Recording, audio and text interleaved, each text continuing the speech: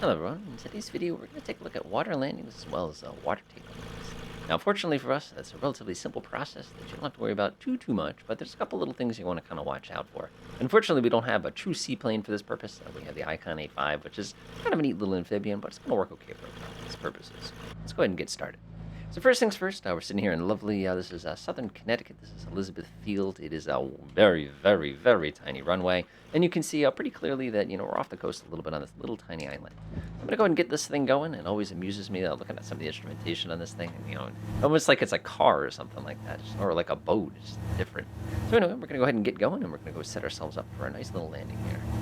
They're off 45, 50 knots. We're going to go ahead and give ourselves a little bit of right foot. Looks like they picked the wrong runway for us. We're immediately going to go ahead and retract our landing gear. We don't want those things to be dangling off the bottom if we're trying to land in the water. All right, let's go ahead and get ourselves a little bit of altitude. So the first things first, whenever you're doing any sort of water landing, you need to remember that your aircraft is going to get very sticky on the water that you're going to be hitting. So if you're in a situation where you've got a lot of waves that are kind of rolling in one direction or another, you have to remember that when we go to land the plane, if we want to land across where the waves are rolling, we're basically going to get sucked into the wave and then potentially flipped and rolled. So it's one of those things that the first thing you want to consider is what direction we're actually going to hit the water from. So what I'm actually going to do here is I'll go ahead and get rid of live weather. I mean, I appreciate how nice the weather is today, but what I'm going to do is I'm actually going to intentionally increase the wind speed a little bit here.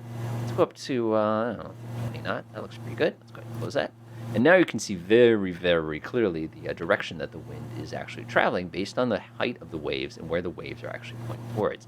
So in this case, I can see very clearly that if I were to take ourselves onto the left, there's Elizabeth Island, you get a nice little run of the runway here.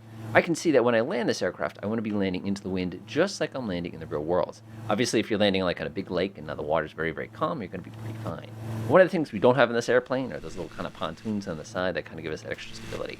All right, let's put this thing on the ground. So landing in water is pretty much the same as landing on the land. The only big difference is you don't want to flare too much, and you want to make sure you land flat, but just enough so that you land on this part of the aircraft. You don't want to land on the tail, but you want to be just on this little part, kind of like the little ski sort of part. So we're going to go ahead and get ourselves ready for landing. I'm going to go ahead and pull the throttle back a little bit. Reduce speed, and let's go ahead and put down our flaps here. We'll just slap that right to 30. Go ahead and push that nose over. Now, I love this because the wind is so tremendously strong here. We're basically going to come in like a little, almost like a falling leaf kind of a thing going on here. Myself a little bit of trim, make this a little bit easier for me to fly. And all we're going to do is land into the wind. Now, I can see that the water seems to be kind of coming. Naturally, in the real world, you wouldn't want to be landing something like this in a 30-knot wind. But obviously, we don't have a choice in this matter, so we're going to deal with it anyway. So the big problem with water is you see how it creates an optical illusion where you can't determine how high you are? If I look at my altimeter, I can see that I'm about 20 feet off the water here. So what you want to actually do is set yourself up to the appropriate speed, and then you're going to let the aircraft kind of drift down on its own. You want to resist the urge to float. You want to resist the urge, and we're about to clip the water.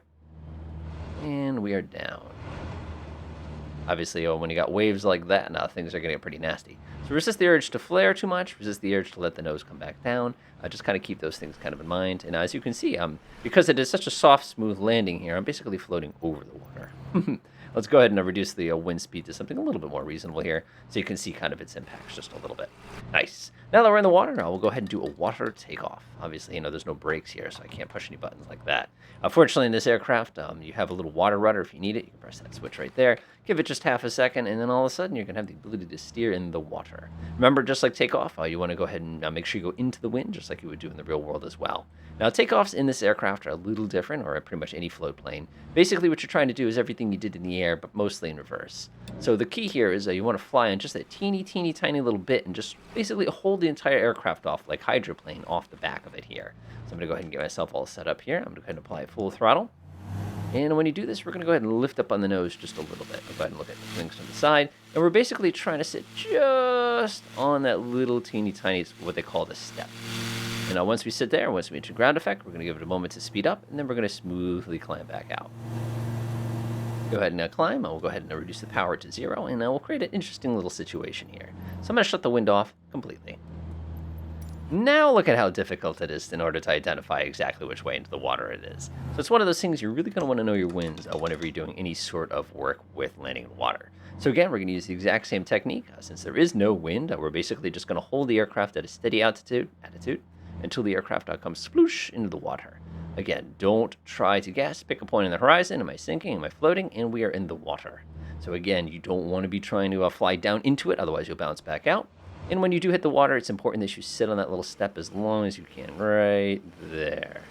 And just let the plane sink into the water on its own. Again, don't pull back so hard. There it goes. Let that nose come up, and we are perfectly in the water again. So hopefully this video helps you as far as your water landings go. A big thing is always land into the wind, fly in that little step, and you should be fine. Enjoy.